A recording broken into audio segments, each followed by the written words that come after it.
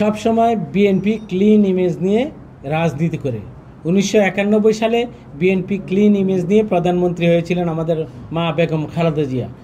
2001 সালে আবার প্রধানমন্ত্রী হয়েছেন। এভাবে বিএনপি বারবার রাষ্ট্র ক্ষমতায় আসে।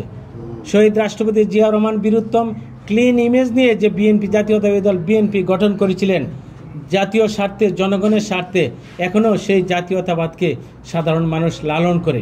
কেউ বিএনপির বিপক্ষে, কেউ এরকম যদি কানাঘেঁষা করে, সেগুলোর দায়ভার বিএনপি নেবে না। বিএনপি থেকে যদি কেউ যুবদল, স্বেচ্ছাসেবক দল, বিএনপির কোনো মানুষ বিচ্ছিন্নভাবে যদি কোনো ধরনের দোষ বা কোনো ধরনের অপরাধের সাথে জড়িত হয়, তাৎক্ষণিকভাবে সেই প্রতিক্রিয়া দেখিয়ে তাকে দল থেকে বহিষ্কার করা হয় এবং আইনের আওতায় এনে তার বিরুদ্ধে প্রয়োজনীয় পদক্ষেপ নেওয়া হয়।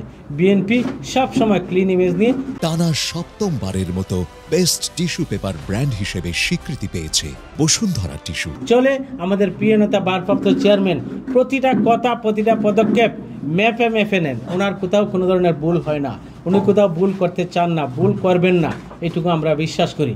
আমাদের প্রিয় নেতাকে, উনি আমাদের এই দেশের সবচেয়ে বড় রাজনৈতিক সংগঠন বাংলাদেশ জাতীয়তাবাদী দল বিএনপি, তাকে ঈর্ষান্বিত করে কেউ কেউ এসে দোষ দিতে পারে, কিন্তু সাধারণ মানুষ বিএনপির পক্ষে, প্রায় 20 কোটি মানুষ বিএনপির পক্ষে।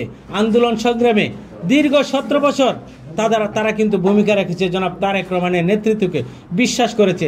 আগামীতেও বিশ্বাস করি সাধারণ মানুষ সহ সকল পর্যায়ের মানুষ 2026 সালের ফেব্রুয়ারিতে যে নির্বাচন হবে, এই দেশের মানুষের অধিকার আদায় নিয়ে যিনি নেতৃত্ব দিয়েছেন, আন্দোলন সংগ্রামে ভূমিকা রেখেছেন সামনে থেকে, তাকেই নির্বাচিত করবে এই দেশের মানুষ। সেই ভালোবাসার প্রমাণ দিবে। কেউ কলুষিত করতে পারবে না। কেউ ব্যাকফুটে যাওয়ার জন্য, বিএনপিকে কালার করার জন্য, বিএনপির বিরুদ্ধে যারা বিষোদগার করবে, সেগুলো জনগণ মেনে নিবে না। জনগণ সময় মতো যথাসময়ে রুখে দিবে সেই সমস্ত অন্যায়, অপকর্ম, সকল কিছুকে রুখে দিবে ইনশাল্লাহ।